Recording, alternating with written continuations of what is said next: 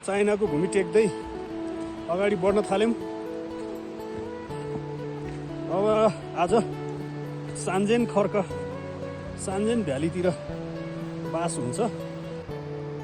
देखिएको ठाउँबाट नेपाल र चाइना छुट्टिने रहेछ।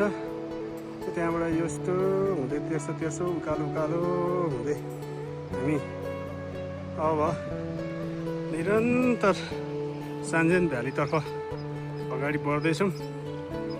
साथी अगाडि बढिसके।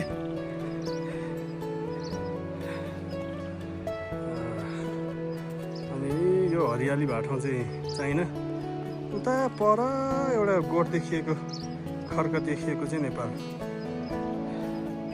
हामी अहिले हिँडिराखेका मात्रै चाहिँ चाइना।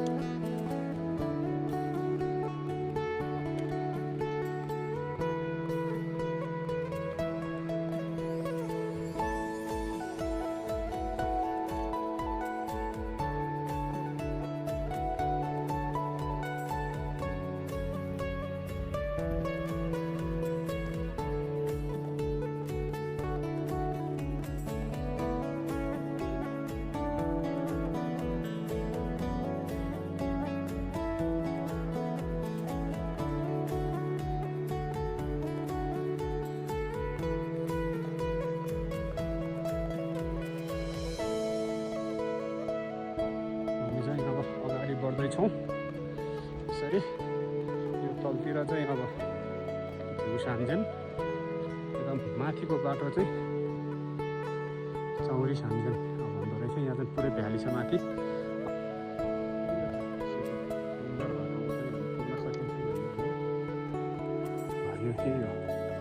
आनन्दको ठाउँ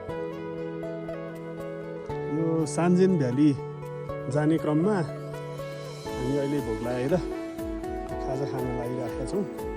खाजा चाहिँ मैले यो नुवाकोट रसुवा नै हो। शान्ति बजारदेखि ल्याएको अन्डा जेरीहरू छ। अब हामी यहाँ खाजा खाएर